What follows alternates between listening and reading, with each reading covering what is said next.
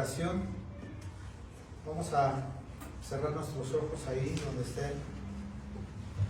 Padre eterno, en esta hora, en el nombre de tu santo siervo Jesús, en un acto voluntario nosotros hemos decidido santificarnos.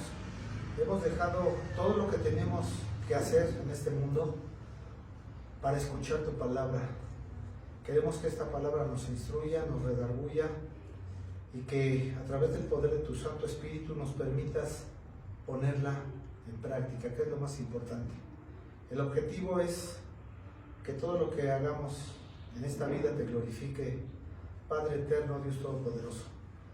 En el nombre de Cristo Jesús. Amén. Amén. Abre tu Biblia, por favor. Éxodo 12, 11. Ahí vamos a comenzar. Y como bien nuestro hermano Néstor lo anunció, yo titulé a mi prédica de la esclavitud a la libertad. Así le pueden poner ustedes. Yo así la titulé. Es un contraste, yo les voy a hablar de un contraste, aunque es una cita del Antiguo Testamento, lo vamos a contrastar, pero tiene muchas aplicaciones en el Nuevo Testamento. ¿Ya están ahí? Éxodo 12, 11. Dice ahí esa parte de la escritura: y lo comeréis así. Está dando ahí el Señor una instrucción: ceñidos vuestros lomos, o sea, listos, vuestro calzado en vuestros pies. El calzado es muy importante para salir rápido. Y vuestro bordón en vuestra mano. Y lo comeréis apresuradamente, es la Pascua de Jehová. Esta última parte es la Pascua de Jehová. De eso voy a estar hablando. Mira, voy a entrar con un pensamiento. ¿Se acuerdan quién era Leonardo da Vinci? ¿Se acuerdan, verdad? Escultor, pintor e inventor italiano.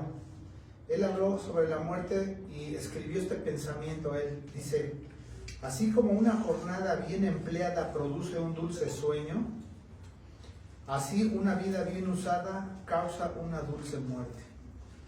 Es un pensamiento que no es de la Biblia, es un pensamiento muy acertado de este hombre que fue un sabio, fue dibujante, fue artista, inventor, pintor, escultor, fue un hombre muy dotado.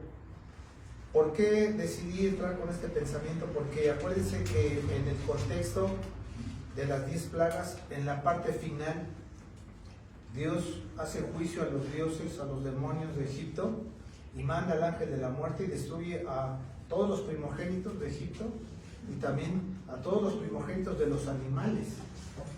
Entonces por eso decidí entrar con este pensamiento y lo voy a repetir: así como una jornada bien empleada produce un dulce sueño, así una vida bien usada causa una dulce muerte. Mira, Israel tiene varias fiestas judías ordenadas por Dios. Son varias las fiestas. Voy a empezar por la primera, Rosh Hashanah. Es el año nuevo judío. Está otra fiesta que se llama el Yom Kippur, que es el día del perdón. Y cada 50 años existe el Yom Kippur del Yom Kippur, que es el perdón de los perdones. El Pesach o Pesach, según como lo pronunciemos, que se festeja precisamente en estos meses, abril y mayo. Varía un poquito la fecha, y esta palabra es el paso. Eso festeja de la esclavitud de Egipto a la tierra prometida, y de eso vamos a estar hablando. Es la Pascua judía. Luego hay otra fiesta que se llama Shavuot. Es la fiesta de Pentecostés, que recuerda la entrega de las tablas de la ley a Moisés en el monte Sinaí. Es otra fiesta que se festeja. Y el Shabbat, que todos lo conocemos, que empieza en el judaísmo, empieza a las 6 de la tarde cayendo el sol del viernes, empieza el Shabbat. Y termina el sábado cayendo también el sol, se acaba el Shabbat. O la santificación del sábado era un memorial que se hacía porque el Señor hizo todo en 6 días y el séptimo descansó. Entonces son fiestas que se tienen que hacer. Actualmente algunos grupos judíos festejan el Holocausto, que como todos ustedes saben fue la matanza y el exterminio del gobierno nazi hacia el pueblo judío en crematorios y campos de concentración en la Segunda Guerra Mundial. Más de 6 millones de judíos y otros no judíos murieron en la Segunda Guerra Mundial. Unos fueron confundidos y fueron también a caer ahí. Pero ahora ese suceso histórico tan trágico también ya se hace un memorial, los judíos lo festejan. Aquí en México hay hasta un museo de la tolerancia, ahí enfrente a un lado de la iglesia de Corpus Christi, enfrente del hemiciclo a Juárez. Ahí está ese museo. Un día vayan, es carito, pero vale la pena ir a darse una vuelta ahí. Bueno, les hablé un poco de las fiestas judías porque nosotros vamos a hablar de Pesach, que significa el paso. Todavía hoy los judíos de nuestros días festejan la Pascua, pero como ya no hay templo en Israel, ustedes se acuerdan que ha habido 2 templos y el último fue destruido en el año 70 por los romanos. Entonces ahora ya no hay sacrificios. Entonces ahora ¿cómo festejan la fiesta? Dice que lo hacen en las casas y en las sinagogas y en los Bet Midrash. Hago una pausa ahí. Las casas judías es el centro primordial religioso primario de los judíos. Su segundo círculo es ahí, las sinagogas, y el tercer círculo se le llama Bet Midrash o casas de estudio, en donde los rabinos enseñan la Torah. Yo me acuerdo que cuando estuve con ellos, yo iba los jueves ahí a estudiar Torah con ellos, estuve ahí un tiempo, y están dedicados 3-4 horas, no son como nosotros, ellos hacen estudios de 3-4 horas, y después te dan una comida ahí, contando el relato completo del Perashá o la Perashá de la semana, quitando toda la levadura de sus casas. De esa manera festejan todavía en estos días los judíos la Pascua. Y mira, acompáñame a Deuteronomio 16:1-3. Deuteronomio significa repetición de la ley, quinto libro de Moisés, capítulo 16, versículos 1 y 3. Si quieres, anótalo. Ahí está. Acuérdense que el libro de Deuteronomio se escribió porque parte de la generación, o gran parte de la generación que salió de la tierra de Egipto hacia la tierra prometida, no llegó. Nada más entraron 2 personas. Ni siquiera Moisés pasó. Josué y Caleb. Y entonces a esta nueva generación Dios le quiso dar la ley resumida, y eso significa Deuteronomio, repetición de la ley, síntesis de la ley o interpretación. Dice ahí, guardarás el mes de Abib y harás Pascua, ahí está, Pesach, a Jehová tu Dios, porque en el mes de Abib te sacó Jehová tu Dios de Egipto de noche, y sacrificarás la Pascua a Jehová tu Dios de las ovejas y de las vacas en el lugar que Jehová escogiere para que habite ahí mi nombre. No comerás con ella pan con levadura.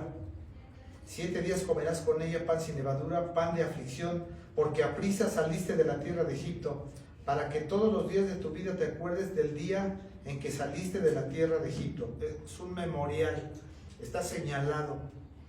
Entonces, esta cita de Éxodo 12:11 es importantísima, porque ahí está esta enseñanza, pero tiene grandes aplicaciones, como lo vamos a ver al final, para la vida del cristiano evangélico.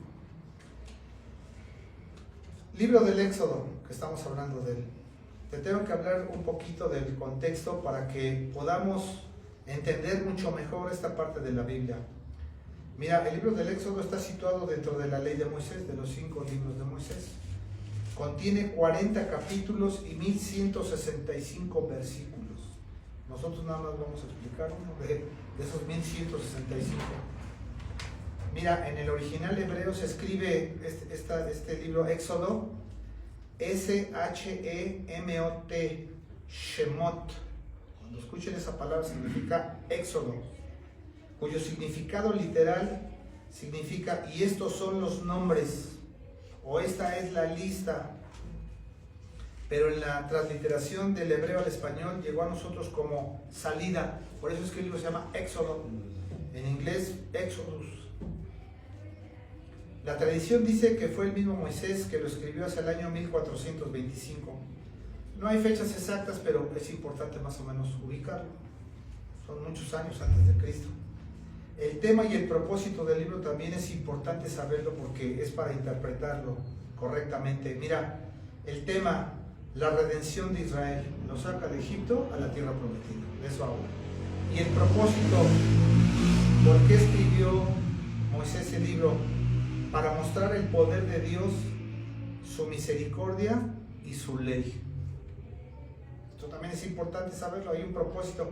Cuando interpretemos, acuérdense que el contexto es el rey para interpretar, y también el propósito del libro y las razones por qué se escribió ese libro. Si vamos ahí al capítulo 12 de Éxodo, para que lo vayamos entendiendo mucho mejor, si ponemos ahí un lente de aumento, ahí en el capítulo 12, mira, de los versículos 1 al 28, está ahí, hay una división natural. Dios instruye la fiesta de la Pascua o la fiesta del Paso. Mira lo que dice en el versículo 12, ¿sí? En el 12:12. Pues yo pasaré aquella noche por la tierra de Egipto y heriré a todo primogénito en la tierra de Egipto, así de los hombres como de las bestias. Qué juicio tan duro, ¿eh? No los dejó ir tan fácil el Señor, después de 10 plagas. Y ejecutaré mis juicios en todos los dioses de Egipto. Mira, la cultura egipcia tiene muchos dioses, que en realidad son demonios. Pues ahí Dios los juzgó. A todas esas entidades demoníacas, Dios las juzgó. Y hasta la fecha ese juicio está presente. Ellos saben que Dios un día les hizo un juicio ahí, a esos dioses. Luego de los versículos 29 al 36, ahí hay otra división. Dios ejecuta el juicio sobre Egipto. No nada más lo dice, sino que lo cumple. Ya lo dije y lo cumpliré. Así ha dicho Jehová. El 29 dice, y aconteció que a la medianoche Jehová hirió a todo primogénito en la tierra de Egipto. O sea, nada de que hubo algo que detuviera la voluntad de Dios, no, ya estaba hecho el juicio y Dios lo iba a ejecutar. Desde el primogénito de Faraón, que se sentaba sobre su trono, hasta el primogénito del cautivo que estaba en la cárcel. Fíjate, a todos sin excepción, toda la sociedad fue arrasada. Y todo el primogénito de los animales. Qué juicio tan duro, ¿eh? No los deja ir a mi pueblo para que me adoren en el desierto. Una plaga, otra plaga, otra plaga. Faraón endureció su corazón y no los dejó ir. De los versículos 37 al 42, los israelitas huyen de Egipto. Mira lo que dicen los versículos 37 y 38. Partieron los hijos de Israel de Ramsés a Sucot. Sucot significa cabañas. Como 600,000 hombres de a pie, fíjate. Sin contar los niños y obviamente sin esposas. Entonces eran muchísimos. También subió con ellos grande multitud de toda clase de gente. Mira, hubo ahí un remanente de no judíos que, como ya había visto toda la devastación que había hecho el Señor, dicen, nosotros no nos vamos a quedar aquí. Y se fueron con los israelitas. Y también ovejas y muchísimo ganado. Algo así como una indemnización de 400 años de esclavitud. Y mira, finalmente de los versículos 43 al 51, Dios ordena que esta fecha sea una fiesta solemne. Mira, ahí en el 47 dice, toda la congregación de Israel lo hará. No dice si te parece, si puedes, de cómo ves. Esta es una orden mía y se va a hacer. No creo que ningún israelita se haya opuesto a esto después de las 10 plagas. Han de haber dicho, no, obedezco. Y ahí sobre este contexto está nuestro versículo a exponer. Entonces ahí ya te dije el propósito del libro, ya vimos el bosquejo del capítulo 12, ya vimos las fiestas judías. Ahora te explico Éxodo 12:11. Y dice la primera parte, y lo comeréis así, ceñidos vuestros lomos, vuestro calzado en vuestros pies, y vuestro bordón en vuestra mano, y lo comeréis apresuradamente. Llama la atención eso, que tuvo que hacer a prisa. Todo tiene su tiempo debajo del sol. Hay veces, te pongo un ejemplo nada más, Dios te da una bendición en un determinado día. Si tú no la aprovechas, puede que vengan otras bendiciones, pueden ser mejores o pueden ser no tan grandes, pero no dejan de ser bendiciones. Pero si esa bendición la dejas ir, puede ser que nunca regrese. Tienes que aprovecharlas, porque cada día dice que son nuevas sus misericordias, todos los días. Mira, después de 400 años de sujeción a Egipto como esclavos, Dios determinó liberar al pueblo judío. Él lo determinó. levantando a Moisés como líder para tal efecto. Y aquí entramos en una pequeña encrucijada. Si Dios es soberano y omnipotente y puede hacer todas las cosas por sí mismo, ¿por qué utiliza a los hombres? Que pudo haber sacado a Egipto por sí solo. Pero fíjate cómo toma en toda la historia de la humanidad a determinados hombres, los prepara y los guía a hacer su voluntad. Entonces eso hay que tomarlo en cuenta. Nosotros debemos estar preparados así como Moisés para el día que Dios nos llame a alguna actividad, estar listos. Puede ser una actividad muy pequeña, puede ser un ministerio muy pequeño o puede ser un gran ministerio, pero ya debemos estar listos para presentar defensa de nuestra fe, con docilidad. Entonces, después de esos 400 años, Dios determinó liberar al pueblo judío levantando a Moisés como líder para tal efecto. Éxodo 3:10, anótala nada más, yo te la voy a leer. Le dice Dios: ve por tanto ahora y te enviaré a Faraón para que saques de Egipto a mi pueblo, los hijos de Israel. Ahí está la orden. Qué bueno que Moisés no fue como Jonás, luego obedeció de inmediato. Moisés obedeció y confrontó a Faraón. Hago una pausa ahí. Confrontarlo no nada más es ir a ver a la persona. Cuando tú predicas la palabra, confrontas a las personas. Cuando tú las invitas que vengan a escuchar la Biblia, porque tú estás exponiendo la Biblia, salud, las confrontas, porque la Biblia es confrontativa. La Biblia no es amistosa, la Biblia te descubre tu pecado y te confronta. Pues fue lo mismo que hizo ahí Moisés. Pero su corazón de Faraón fue endurecido y Dios lanzó juicio severo sobre sus dioses egipcios. No solamente sobre la población, sino por haber adorado a los dioses de Egipto. A tal grado que los magos se lo declararon. Esto es algo impresionante. Esto que van a leer, pónganle atención, porque fue en el contexto de la tercera plaga. De las 10 plagas que hubo, todos los demonios juntos que quisieron contender no pudieron y llegaron a su límite en la tercera plaga. Y los mismos magos y hechiceros de Egipto fueron con Faraón y le dijeron: ¿sabes qué? Nosotros hasta aquí llegamos. Esto es impresionante porque nos demuestra por un lado que la magia existe, que es real, y por otro lado que también está limitada. El poder demoníaco tiene un punto nada más. Vayan a Éxodo 8, 18, 19, les doy un tiempecito. Yo la voy a leer, pero quiero que la lean conmigo ahí, que sigan con su vista. Éxodo 8, 18, 19. Y si pueden poner ahí un cuadrito, esto es muy importante, porque esto nos anima, hermano, nos anima que Dios tiene una protección especial sobre sus escogidos. Éxodo 8, 18, 19, estamos en el contexto de la tercera plaga. Y si están ahí, la leo, ¿sí?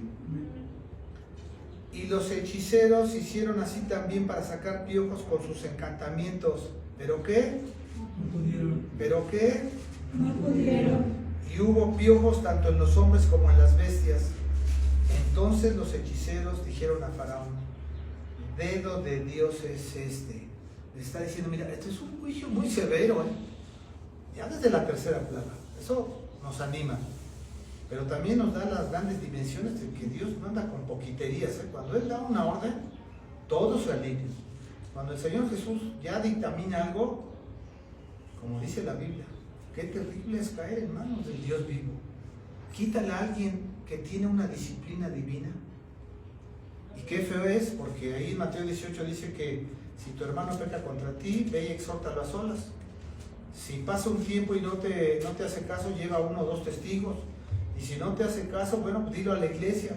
Y si no quiere escuchar a la iglesia, dice: expúlsalo, tenlo por gentil y publicano, dice. Pablo dice algo similar, dice: pues yo lo entrego a Satanás, al sistema del mundo, y el que es ahí. ¿Dedo de Dios es este? Ahora imagínate que te llegue una persona y diga: ¿sabes qué? La ira de Dios está sobre mí. Pues, ¿qué hiciste, hermano? Ore por mí. Y empieza uno a revisar la vida, a ver, ¿qué hiciste de los 15 a los 20, de los 20 a los 25? Y empieza a ver, ¿sabes qué? Si necesitas mucha oración, primero, híncate y pídele perdón a Dios. todo esto que estás haciendo, porque verdaderamente la ira de Dios está sobre ti. Hay veces que nosotros no dimensionamos esta palabrita de dedo de Dios es esta. Y continuó, mas el corazón de Faraón se endureció y no lo escuchó como Jehová lo había dicho. En el momento de la 10ª y última plaga, la muerte de todo primogénito, los egipcios expulsaron a Israel. Ellos mismos dijeron, no, sabes que ya no soportamos esto, ya váyanse. Enviando a Dios al ángel de la muerte. Éxodo 12:12, el versículo que sigue, te lo voy a leer. Pues yo pasaré aquella noche por la tierra de Egipto y heriré a todo primogénito en la tierra de Egipto, así de hombres como de bestias. Y ejecutaré mis juicios en todos los dioses de Egipto, yo Jehová. Cuando repite esta palabra, yo Jehová está diciendo, y esto va a ser verdadero, o sea, es irrevocable, es como un juez que dice, sabes que ya está tu sentencia, son 30 años, y no me provoques porque te puedo aumentar otros 10. O sea, yo Jehová ya lo dije. Israel escapó del ángel exterminador obedeciendo la instrucción de Dios. Fíjate qué importante es la obediencia. Cuando tú eres dócil, cuando tú obedeces la escritura, te sujetas a tus pastores y estás dentro de la normatividad bíblica, puedes dormir tranquilito. No acabamos de ver lo que dijo Leonardo da Vinci, que un hombre que ha hecho bien en todo el día, duerme tranquilo porque dice todas las cosas que tenía que hacer, las hice en el nombre de Dios, pude ayudar a él, a ella, estoy tranquilo. Pude hacer mi oración, pude repasar mis apuntes. Un día productivo, magnífico.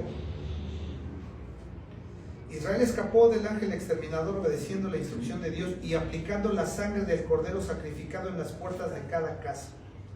Cuando el ángel de la muerte pasara por Egipto, las casas marcadas con la sangre se salvarían.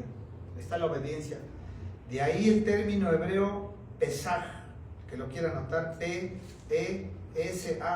Pesaj, que es saltar por encima en el hebreo original, o perdonar, o pasar de largo, o pasar por alto, no tomarlo en cuenta. Y estas palabras me llevan a otra parte del Evangelio y del libro de los Hechos, junto con la predicación, cuando andaba Pablo matando cristianos. ¿Se acuerdan de Esteban, que estaba predicando ahí y que lo desnudaron, le quitaron sus ropas, y que él ya después de que les había predicado, pues Pablo estaba ahí consintiendo en su muerte? ¿Y cuáles fueron las palabras de Esteban? No les tomes en cuenta este pecado. Fíjate la oración hasta dónde puede llegar. No les tomes en cuenta este pecado, Señor. Pudo haber dicho, Señor, que tu ira caiga sobre ellos porque pues, están desobedeciendo. Pero no, cumplió el mandamiento de orar por sus enemigos. Y eso puede cambiar la vida de una persona. ¿Y sabes por qué? Porque si no ha sido parte de esa oración, quién sabe si Pablo hubiera sido llamado. No sabemos solamente. Claro que Dios, aún de las piedras, puede hacer hijos de Abraham, Pero fíjate qué oración tan sabia. No le tomes en cuenta este pecado. Entonces, de ahí el término Pesaj. Por la sangre eficaz del Cordero Pascual se perdonó a todo primogénito de Israel en Egipto. Dios desea enseñar al pueblo la importancia de la obediencia y de la redención por medio de la sangre, sombra del Cordero de Dios que vendría en el futuro. ¿Tú te acuerdas de estas palabras de Juan el Bautista ahí en Juan 1:29 en el Evangelio? También anota esta cita, te la voy a leer yo. Ahora, nosotros como creyentes, ¿qué tanto obedecemos? Si es que la redención de Cristo realmente la tenemos en nuestro corazón, si es que la valoramos. Y mira lo que dice ahí en el 1:29 del Evangelio de Juan. Al siguiente día vio Juan a Jesús que venía a él y dijo: he aquí el Cordero de Dios que quita el pecado del mundo. ¿Te das cuenta cómo es esto que pasó del Pesaj?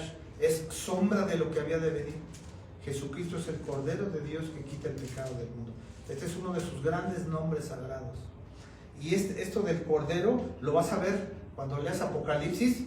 Ahí vas a leer que el Cordero y el Cordero y el Cordero es Cristo.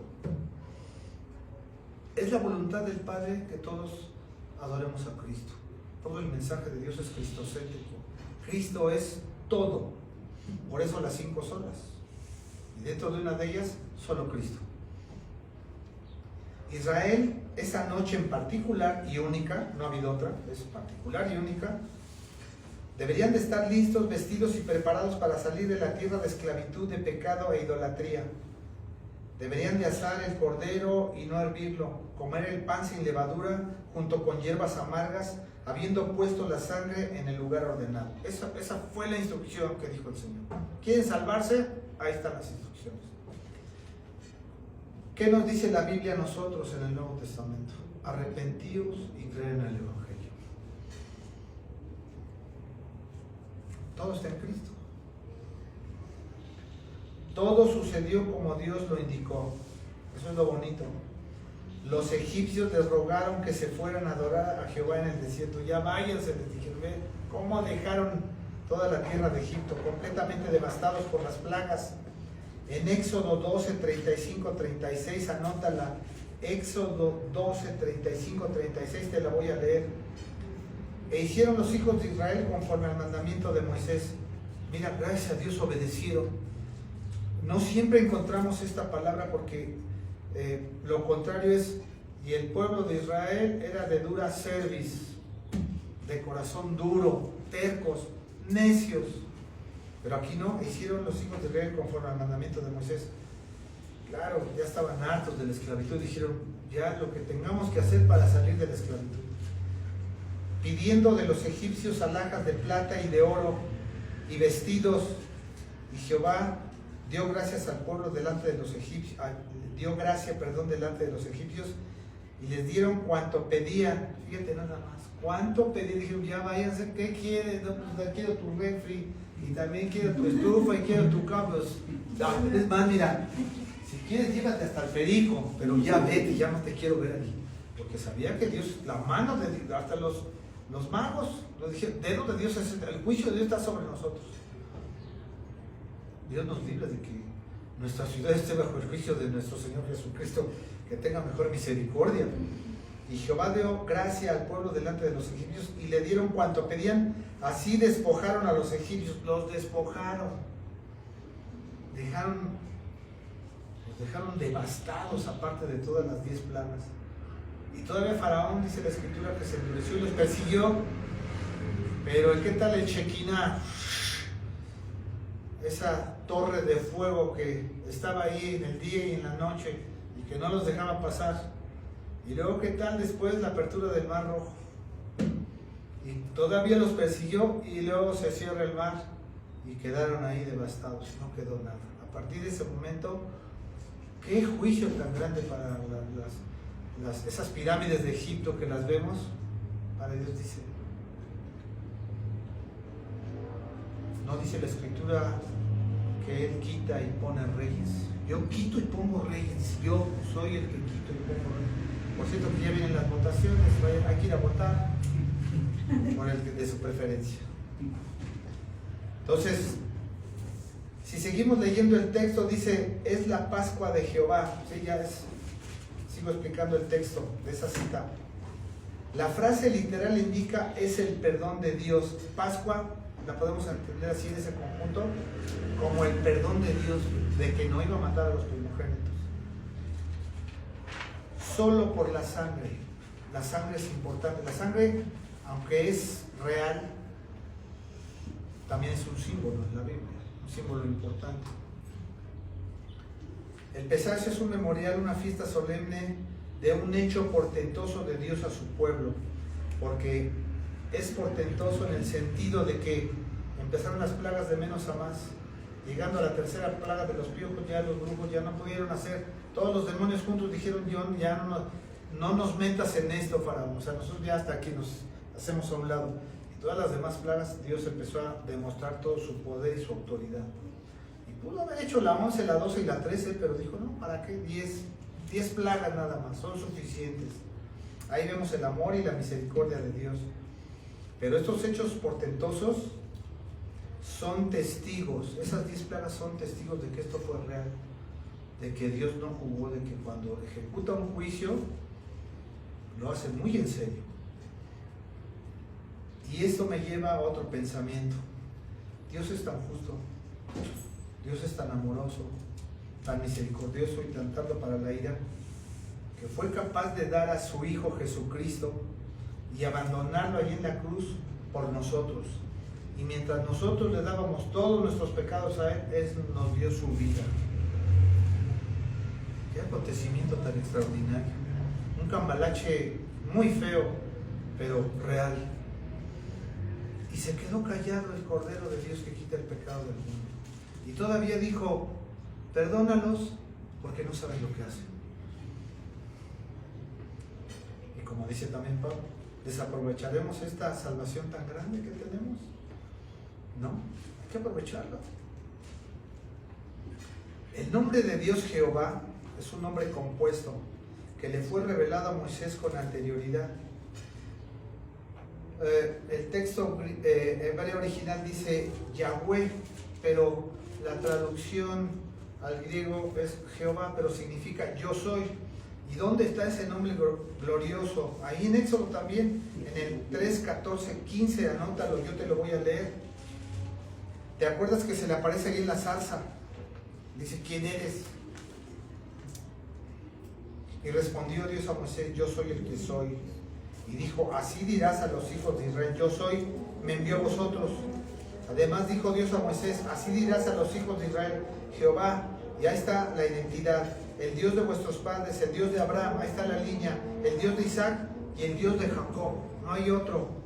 Me ha enviado a vosotros, este es mi nombre para siempre y con él se me recordará por todos los siglos. Yo soy el pan de vida. Yo soy el maná del cielo. Yo soy la resurrección y la vida. Yo y el Padre somos uno. Yo soy el camino. Yo soy la verdad. Ahí están hay 9 nombres de yo soy de Cristo. Y ahí está. Te vas a la Biblia y ves las concordancias. Ahí está yo soy. Yo soy quien soy. O el Dios de Abraham, el Dios de Isaac y el Dios de Jacob. Cuando tú invoques a Dios, no digas, ay Dios mío, porque si te puede parecer Satanás, te va a decir, yo soy el Dios de este mundo. ¿De quién? ¿Me estás invocando? Porque aquí estoy, Pero si dices, no, estoy invocando al Padre del Señor Jesucristo, al Dios de Abraham, de Isaac y de Jacob. Ah, entonces no soy yo. Y se va a ir de ahí. Entonces hay que dirigirnos bien. Por eso hay que conocer la Biblia. Juan de Staubinger, un exégeta, un maestro de Biblia, dice sobre esta cita, nada más sobre esta cita, y escucha lo que te voy a decir, te lo voy a leer.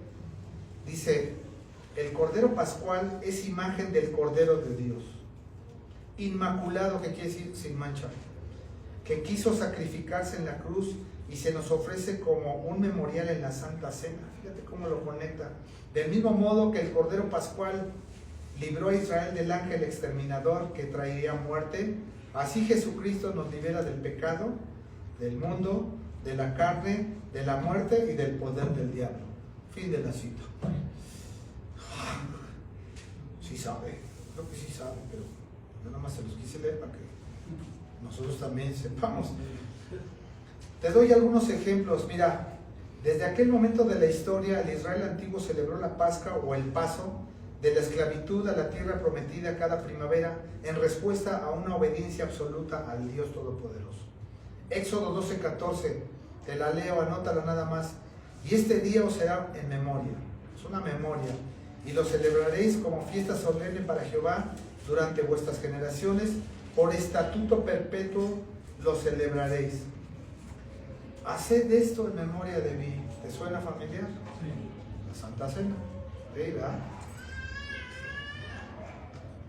Antes que se construyera el primer templo, los judíos en cada Pascua se reunían en las casas, como te decía antes, mataban un cordero sin defecto, quitaban toda la levadura de sus hogares y comían hierbas amargas y contaban el relato portentoso de Dios y de cómo los sacó de Egipto y de la tierra de esclavitud de Faraón.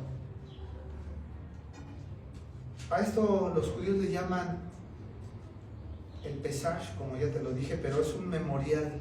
Ellos todavía hasta la fecha lo siguen celebrando de la misma manera porque ahora no hay templo tampoco. Ellos lo hacen en las casas. Esto de generación en generación, el pueblo hebreo recuerda la gran redención de Dios y su liberación de Egipto. Eso es lo que ellos celebran. Y les da un gusto hacerlo. Pero ¿cómo les ha dado el Señor por todos lados? Por su dura cerviz.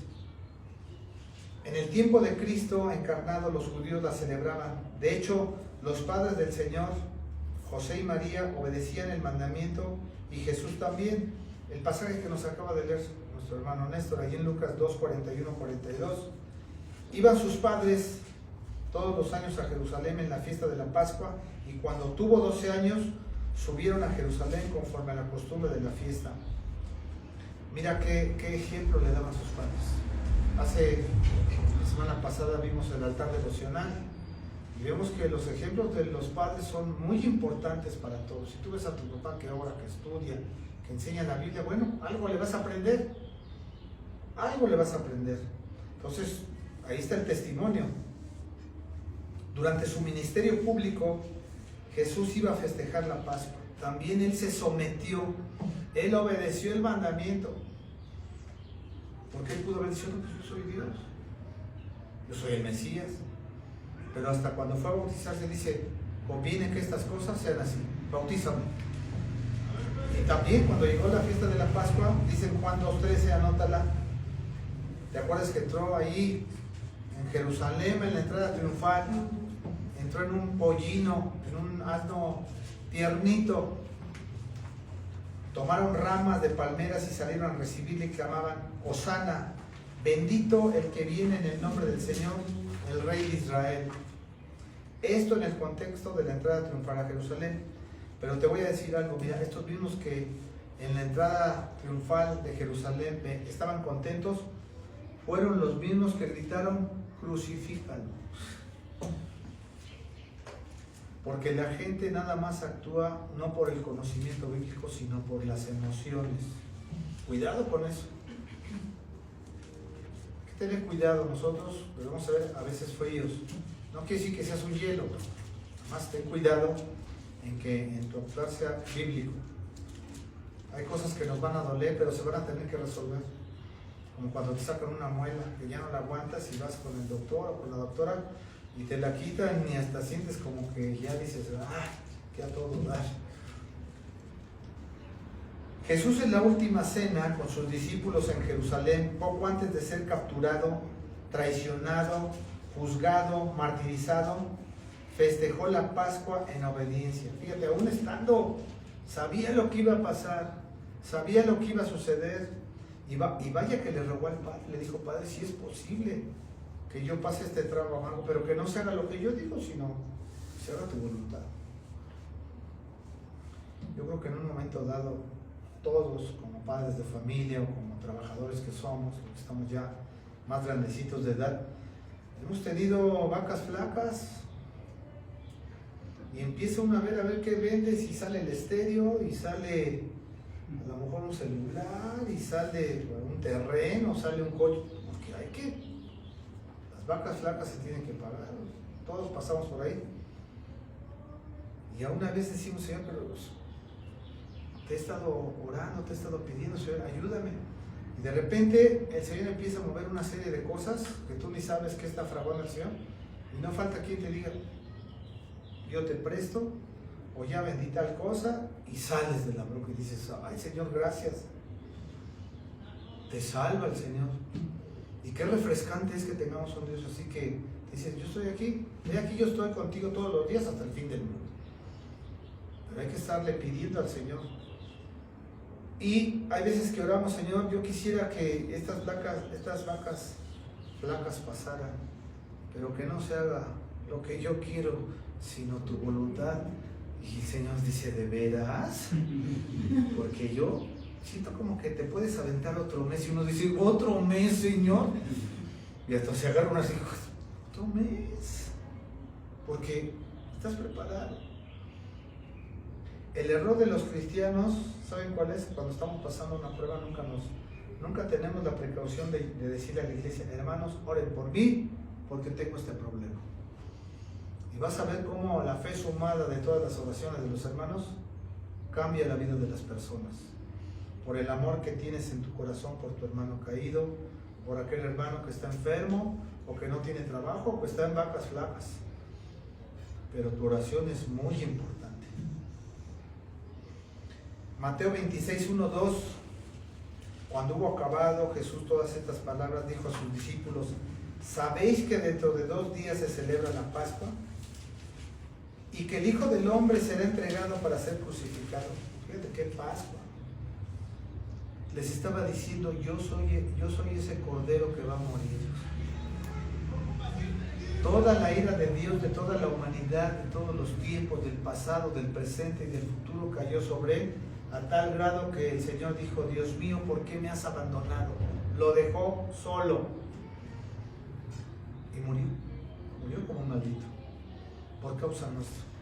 Nosotros lo llevamos ahí, nuestro pecado lo llevó ahí. Él fue nuestra Pascua. Jesús mismo fue nuestro sacrificio pascual, el Cordero de Dios, librándonos del pecado, de la muerte, del juicio, del infierno y de la ira de Dios. Mira qué bendiciones tan grandes. Las repito: del pecado, el problema más grande que tenemos. El pecado ya no es problema. De la muerte, no vamos a morir, no vamos a ir al infierno, vamos a tener vida eterna en Cristo Jesús. Del juicio, va a ser un juicio de premios, de coronas, de galardones, de victoria. Y hasta eso está como que, porque el Señor ya nos puso todas las obras buenas, nada más hay que caminar sobre ellas. Y al final, Señor, todo lo hiciste. Me diste el arrepentimiento, me diste la salvación, me diste la Biblia, me diste el querer como el hacer. Nada más es flojito y cooperando. Del infierno y de la propia ira de Dios, e incluso de la maldición de la ley. No lo dice aquí, pero también: maldito el que no cumpliera esta ley para hacer. Deuteronomio 28.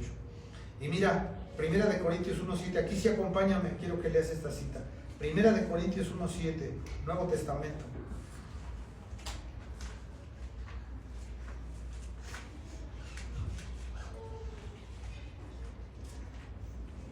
Con esta cita vamos a entender cómo, ahí está la correlación de ese pasaje de Pesach, de allá de Éxodo hasta Corintios, en 1 Corintios 1:7. ¿Ya estás ahí?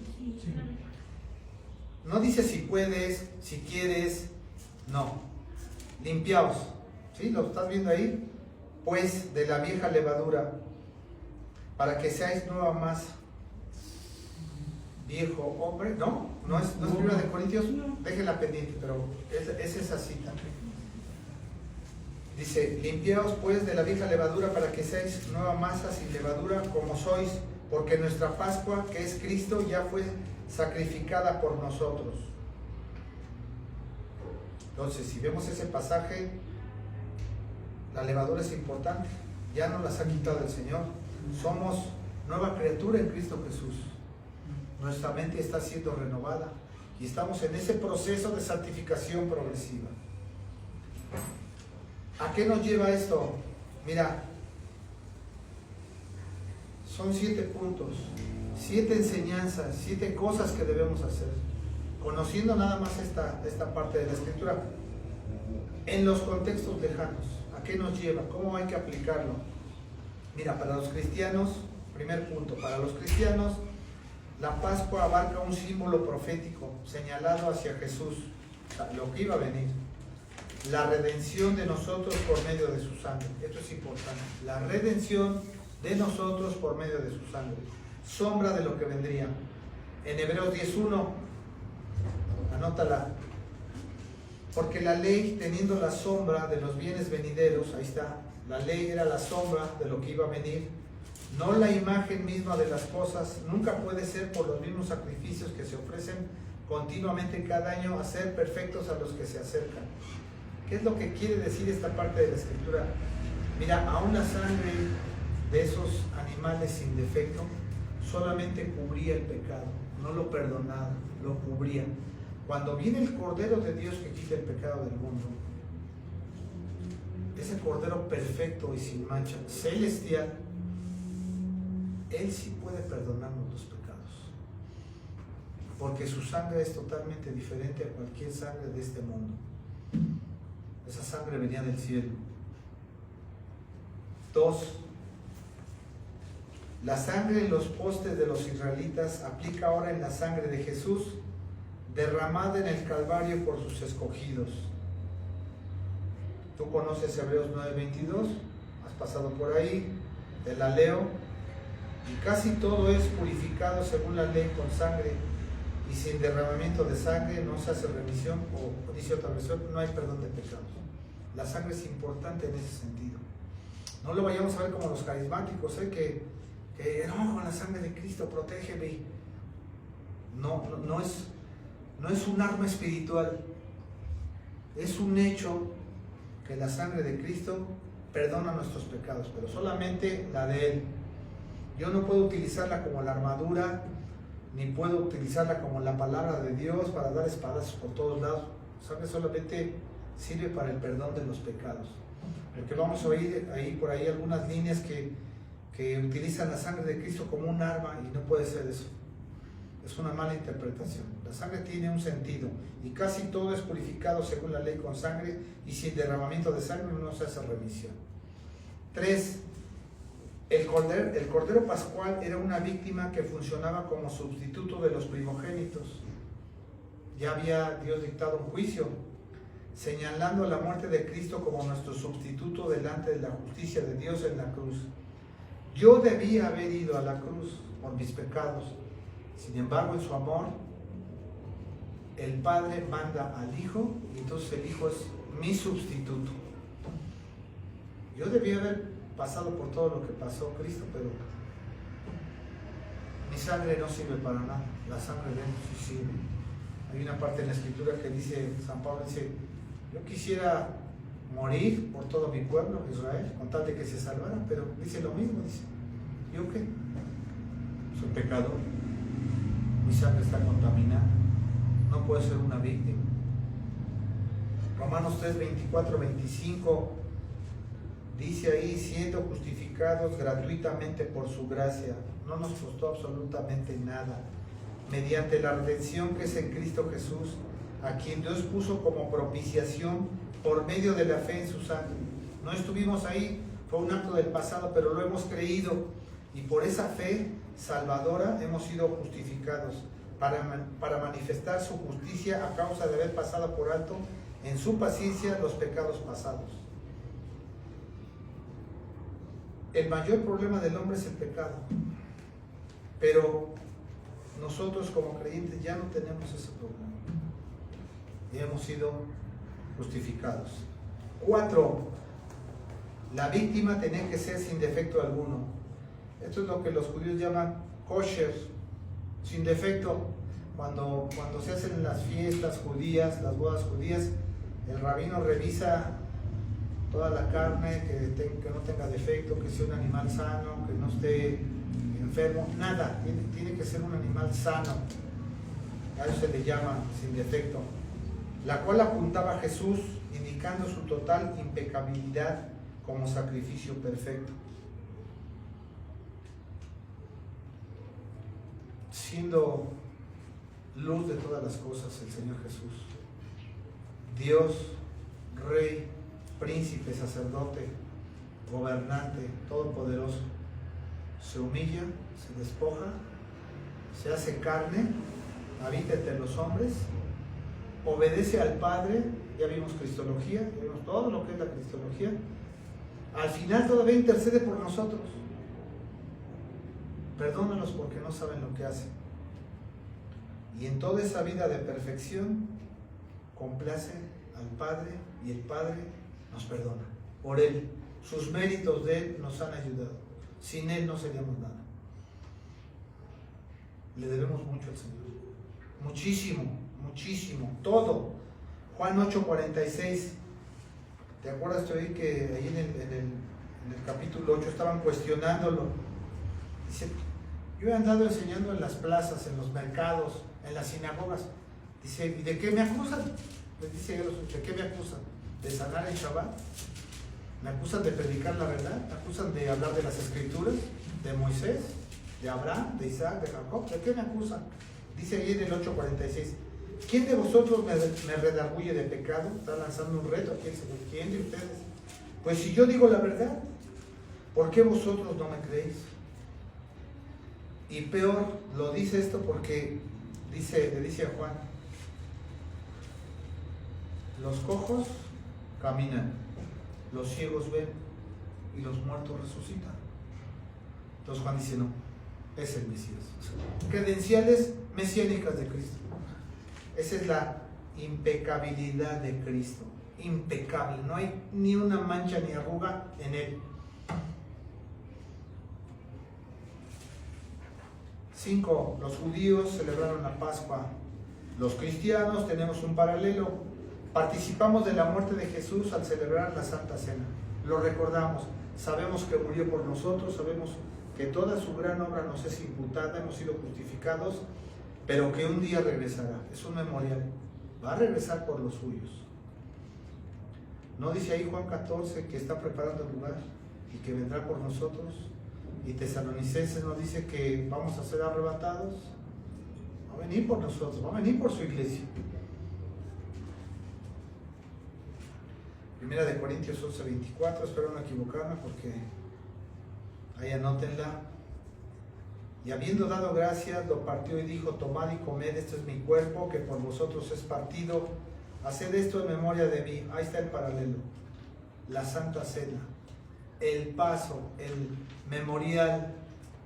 6. En fe los israelitas obedecieron a poner la sangre en sus dinteles ahí de sus casas. Nosotros, los cristianos, obedecemos las Escrituras a través de la fe sobrenatural, que es el móvil. Entonces, nosotros hay que obedecer las Escrituras. Es lo mismo que poner la sangre en los dinteles. Simplemente hay que obedecer la Escritura. Romanos 16, 25, 26. Acompáñame ese pasaje, si quiero que lo leas conmigo.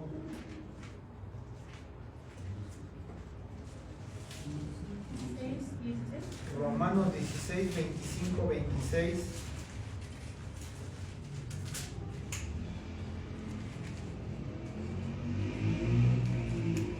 Está hablando ahí San Pablo a la iglesia de Roma, dice, y aquel que puede confirmaros, la repito, Romanos 16, 25, 26.